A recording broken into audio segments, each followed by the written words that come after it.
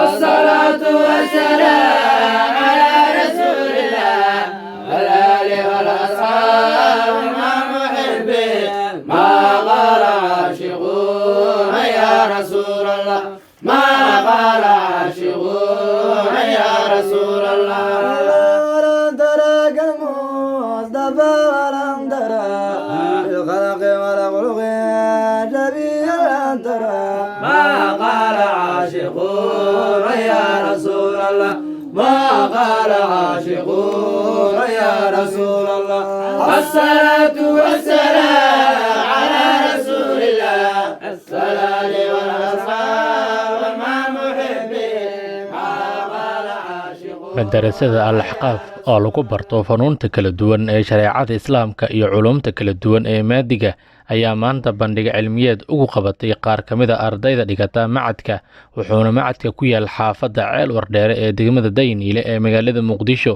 waxaana ka soo qayb galay xafladda culimaauddiin dhalinyaro haween waalidiin iyo marjaraf kala duwan oo ka kala yimid qaar ka mid a 17 degmo ee gobolka banaadir waxaana ugu weynaa culimmadii ka soo qayb gashay xafladda sheekh axmed nuur cabdi jimcaale oo ka mid a culimmada ugu caansan gudaha dalka soomaaliya ahna guddoomiyaha dalladda alwafaa sidoo kale culimmada caanka ah waxaa ka mid ah sheekh cali alfiyo oo ka mid ah mashaa'ikhda sida weyn looga qadariyo guud ahaan dalka soomaaliya ugu horeen xafladda ayaa lagu daahfuray kalaamka alle acuudu billaahi min ashaytaani rajiim أمن هو قانت آناء الليل ساجدا وقائما يحذر الآخرة ويرجو رحمة ربه قل هل يستوي الذين يعلمون والذين لا يعلمون إنما يتذكر أولو الألباب ugu horeen xafladda waxaa daahfuray sheekh cali nuur cabdiraxmaan wuxuuna u mahad celiyey marjaraf kala duwan oo ka soo qayb gashay xafladda walaalayaal waxaa sharaf noo ah dhammaantiin inaad nagala soo qayb gashaan xafladdan aad iyo aadka u sarraysa sanad walba macadul axqaaf lidaraasaat alislaamiya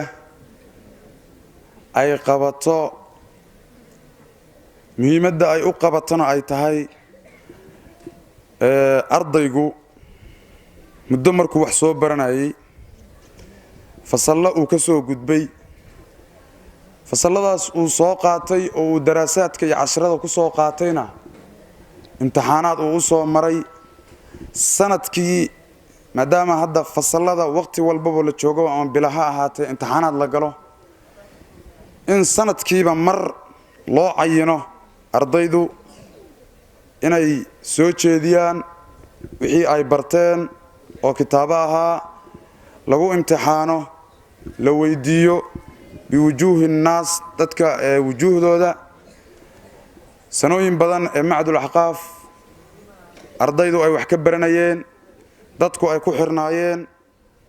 waan qabanay ardayda ka qayb qaadatay bandhiga ayaa dusha ugu subcinayay kutubada kale ah 1 cumriidi 2 caqiidatul cawaam 3 bayquuniya الحمد لله الذي قد وفق خير خلقه وللتقى حتى نحت قلوبهم لنحوه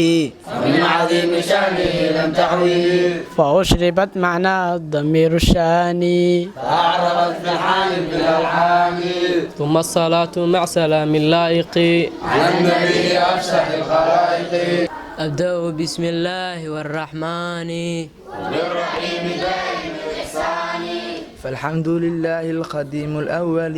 الآخر الباقي بلا تحول ثم الصلاة والسلام سرمدا على النبي خير من قد وحدا وآله وصحبه ومن تبع سبيل الدين غير المبتدئ وبعد فعلم به وجوب المعرفة يوجب لله 20 صفة فالله موجود قديم باقي مخالف للخلق بالإلاقي وقائم غني وواحد وحي ابدأ بالحمد مصليا على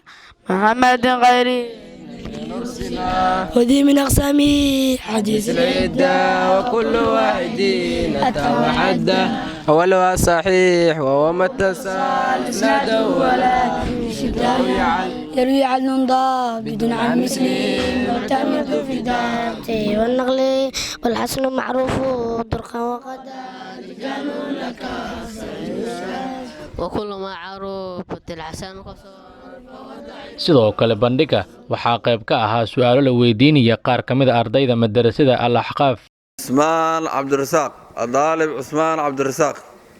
الحديث الثامن حديث السديدات كمذا أحاديث 40 نوع. وعن أبي هريرة وحالي رضي الله عنه كرام نقضي عنه واسي حقيس أن رسول الله إلى رسولك سوء كوري صلى الله عليه وسلم نحريسين وتقري كركي صلاة إليه قال إلى رسولك سوء من كان قفك يوم مدرمانا بالله إلهي واليوم الآخر ما أنتم الآخر فليقول هذا خيرا خير أو ليصمت أسكامسو. هذا وحنا يرينا طالبة منطق عبدي محمد. سؤال اللي ويدينا هنا وحواي تفسير سورة عما.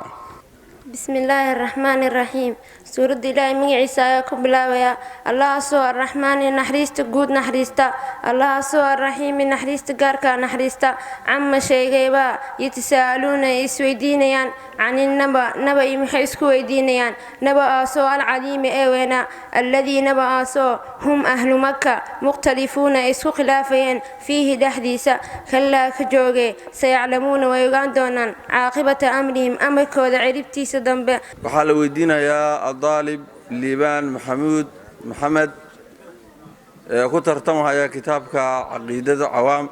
وهذه عقيدة مختصرة. وهذه عقيدة مختصرة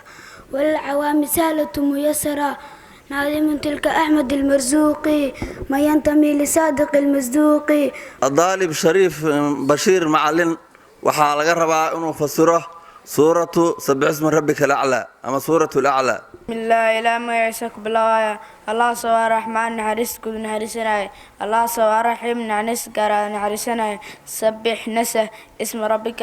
ما يعيش ربك سوى الأعلى أسري الذي ربك سوى خلق أبو ري مخلوق فسواسني والذي ربك سوى قدر قرشي مخلوق. sheekha caanka ah oo lagu magacaabo Sheekh Cali Alfiyo oo ka hadlay xafladda ayaa u soo jeediyay ardayda madrasada dardaaran aad u weyn. walba waxaan isu dardaarmaynaa cilmiga in laga faa'iideysto gaar ahaan hadda wajiyada aanu hor taaganahay oo aadka u da'da yar waxay haystaan nicmo gaar ah oo in badan oo nagamidu ay soo gudbeen oo ah waqtiga shabaabka iyo dhalinyaranimada ah. nabigeenana wuu tilmaamay sallallahu alayhi wasallam waqtigu inuu qaali yahay maalinta qiyaamana qof walba su'aala la weydiinaya afar ah su'aala shan mararka qaar way soo arooray riwaayo fi bacd riwaayaat waxa kamid ah qofka umrigiisa la weydiinaya meeshii uu ku dhameeyay si gaar ah hadana waqtiga shabaabnimada iyo dhalinyaranimada ayaa si gaar ah loo su'aalaya waxa la leeyahay maxaa ku qabsatay marka waxaan kula dardaarmaynaa jaaniskaas ha laga faa'iideysto dhalinyaradu ha ka faa'iideystaan gabdhuhu ha ka faa'iideystaan wiilashu ha ka faa'iideystaan cilmigana waxa la rabaa cilmi naafic ah oo Ilaahay subhanahu wa ta'ala lagu dhaw. sidoo kale koobta waxaa ka hadlay gudoomiyaha dalada Al-Wafa Sheekh Axmed Nuur Cabdi Jimcaale ahna caalim fidinta diinta islaamka u taagan dharar iyo habeen. Raabitatul Wafa waxay soo dhaweynaysaa Macadul Ahqaaf maamulka muasisiinta ardada waan ku sii dhiirigelinaynaa insha Allah waxaan idin diyaarinay shahaadooyin muctarafa jaamacado oo adinka maaragtay firi waxaan ku baraaya culimo si fiican loo yaqaano idin dhiirigelinaysa laakiin waa hadii aad soo gaartiin ceelka biyihiis ninkii xoogaa soo gaari waayo jiif ku darsada kaas hadda waxa waa doqonimo waa u hambalyeynayna ardada maanta caradiga sameeyeen waxaan aad ula dhacnay walo waqtigu uu kulaalay ardada tafsiirka aqrinaya runtii cilmiga tafsiirku waa cilmi weyn qof walba ma fasiri karo aayad quraana waxa meesha ka muuqda ma sha Allah sida gabadha iyo wiilashii ka horeeyaba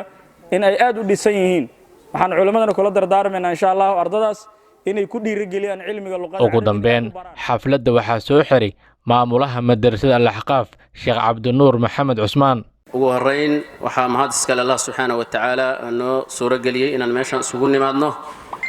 xafladan qiimaha badan aan ka soo qayb galno ilaahas ayaa mahad iskale noo suurageliyey marka labaad waxaan u mahad celinayaa ardayda iyo waalidiinta xafladda ka soo qayb galay iyo culummadii muxaadarooyinka noo soo jeedisay aadka u qiimaha badnaa waalidiinta ilmahan waalidkooda oo madrasadan keenay waalidkooda si loogu tarbiyeeyo shareecada islaamka ayaan u mahad celinayaa runtii waxaan ka cudur daaranayaa ardada galabta rabtay ardiga inay soo bandhigaan oo dhowr iyo 20 gaaraysay in waqtigu noo suuroobi waayey oo waxaan 10 ka badnayn ay soo jeediyeen ardigii runtii waa ka cudur daaranaynaa waqtigu nagu gaabnaa awgiis macadkan sida aad ku maqlayseen wuxuu ka tirsan yahay dalladda alwafa ayuu hoos tagaa waa macad lagu barto shareecada islaamka iyo maadigaba marka ardada waa la arkay galabta waxa ay soo bandhigeen ay meesha ay ku barteen dhammaan waalidiintii arrintaas ka qayb qaadatay oo la'aantooda isku suuroobi lahayn iyo dhammaan macallimiinta iyo maamulka iyo qaybta saxaafadda iyaguna galabta nala joogay oo muuqaalada duubahayay dhammaantiin saadaam cabdulle siyaad shabakatul mutaxaabuuna fillaah magaalada muqdisho